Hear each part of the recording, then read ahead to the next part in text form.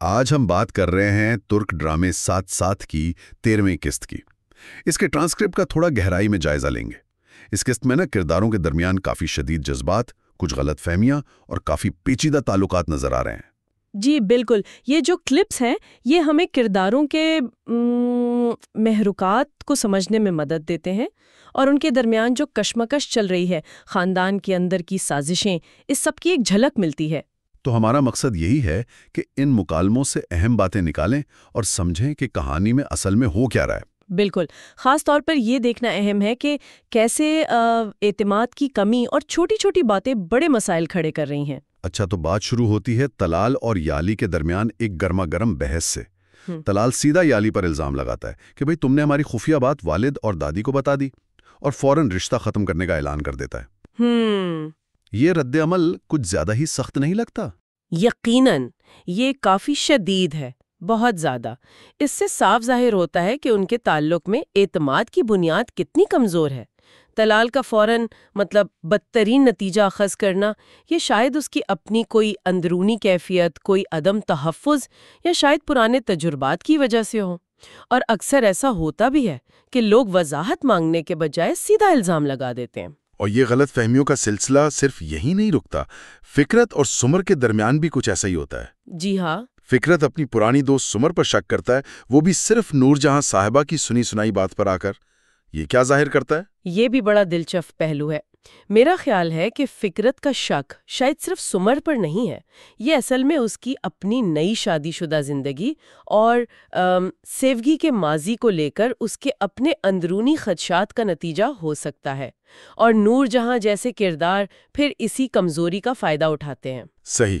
بعد میں جب فکرت کو پچھتاوا ہوتا ہے تو یہ بھی ظاہر کرتا ہے کہ وہ خود بھی سمجھتا ہے کہ اس کا شک غلط تھا، لیکن وقتی طور پر وہ جذبات میں بہہ گیا یا دوسروں کے اثر میں آ گیا۔ اچھا، تو بس پردہ یہ نور جہاں اور پروین کی سازشیں تو چلی رہی ہیں؟ جی بالکل۔ خاص طور پر وہ پھولوں والی چال کا ذکر آتا ہے، یہ کس قسم کی منصوبہ بندی ہے؟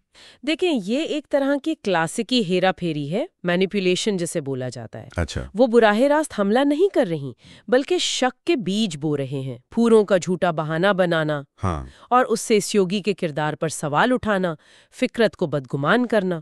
یہ ایک طرح کی ٹرائنگولیشن ہے۔ اچھا، یعنی وہ ایک تیسرے فرضی فریق کو استعمال کر کے میاں بیوی کے درمیان درار ڈالنے کی کوشش کر رہی ہیں۔ اچھا، ان کا مقصد تو صاف ہے کہ سیوگی کو کمزور کیا جائے اور شاید فکرت پر اپنا کنٹرول مضبوط کیا جائے۔ اور ان سب کا اثر ظاہر ہے براہ راست سیوگی پر پڑ رہا ہے۔ بالکل۔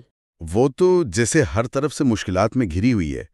ایک طرف ساس اور نند کی سازشیں، دوسری طرف بیٹی یالی کا مسئلہ حل نہیں ہو رہا، شوہر کا رویہ بھی بدل گیا ہے، اور پھر یہ پھولوں والا ڈرامہ جو بعد میں جھوٹا بھی نکلتا ہے۔ جی، یہ صورتحال کسی بھی انسان کے لیے انتہائی دباؤ والی ہو سکتی ہے۔ جب مسائل ہر طرف سے آ رہے ہوں تو فیصلہ کرنے کی صلاحیت بھی متاثر ہوتی ہے۔ سیونی کی حالت یہی دکھاتی ہے کہ کس طرح مسلسل جذباتی اور نفسیاتی دباؤ انسان کو تھکا دیتا ہے، مغلوب کر دیتا ہے۔ وہ اپنی شادی، اپنے خاندان کو بچانے کی کوشش تو کر رہی ہے، لیکن اس کی توجہ، اس کی توانائی بکھر رہی ہے۔ اب یہ دیکھنا اہم ہوگا کہ وہ اس دباؤ کا مقابلہ کرتی کیسے ہے۔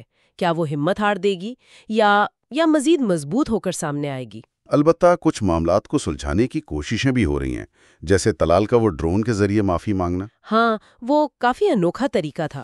انوکھا تو ہے، لیکن کیا یہ کافی ہے؟ خاص طور پر جب وہ یہ بھی مان لیتا ہے کہ اصل غلطی مہر کی تھی، یالی کی نہیں۔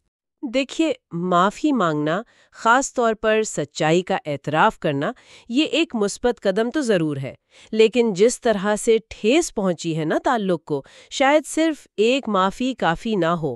اور پھر دوسری طرف یالی کا رد عمل دیکھیں، اپنی ماں سیوگی کے کہنے پر پرانے دوست اردا کو کھانے پر بلا لینا۔ ہاں، وہ بھی تو ہے۔ یہ معاملے کو مزید الجھا دیتا ہے۔ بظاہر تو یہ طلال کو دکھانے کی کوشش ہے کہ مجھے تمہاری پرواہ نہیں، لیکن اس سے طلال کا شک اور بڑھ سکتا ہے۔ بالکل، یہاں تو معاملہ سیدھا ہونے کے بجائے اور الجھتا نظر آ رہا ہے۔ ایک طرف نور جہاں ہیں جو فکرت کی غلطی کی تلافی کے لیے سمر کو کھانے پر بلا رہی ہیں، جی، اور دوسری طرف سیوگی اسی موقع کا فائدہ اٹھا کر یالی کے دوست اردا کو مدعو کروا لیتی ہیں۔ ایک ہی کھانے پر کتنے الگ الگ مقاصد چل رہے ہیں۔ یہی تو خاندانی سیاست کا جسے کہتے ہیں دلچسپ پہلو ہے۔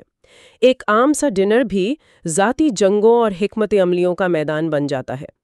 نور جہاں کا مقصد شاید تعلقات بہتر کرنا ہے سمر کے ساتھ، سیوگی کا مقصد اپنی بیٹی کے مسئلے کو اپنے طریقے سے حل کرنا ہے اور شاید طلال پر دباؤ ڈالنا۔ اور فکرت وہ اجازت دے لیتا ہے۔ ہاں، فکرت کا اجازت دینا یہ ظاہر کرتا ہے کہ وہ یا تو حالات سے بالکل بے خبر ہے، یا پھر شاید وہ سیوگی پر دوبارہ اعتماد کرنے کی کوشش کر رہا ہے، یا شاید وہ بس تنازع سے بچنا چاہتا ہے۔ تو مجموعی طور پر اگر دیکھیں، یہ قسط ہمیں دکھاتی ہے کہ یہ سارے کردار کس طرح غلط فہمیوں، سازشوں اور جذباتی دباؤ کے ایک پیچیدہ جال میں پھنسے ہوئے ہیں۔ جی ہاں، معافی مانگنے اور تعلقات سدھارنے کی کوششیں تو ہو رہی ہیں، لیکن ہر قدم پر نئی پیچیدگیاں جنم لے رہی ہیں۔ یہ واقعی غور طلب بات ہے کہ ان بظاہر قریبی رشتوں میں خاندان کے اندر اعتماد کتنا نازک ہے، کتنا کم ہے، اور یہ بھی کہ بیرونی سازشیں اکثر تبھی کامیاب ہوتی ہیں جب اندرونی طور پر رشتے کمزور ہوں یا کرداروں میں خود کوئی عدم تحفظ ہو۔ صحیح۔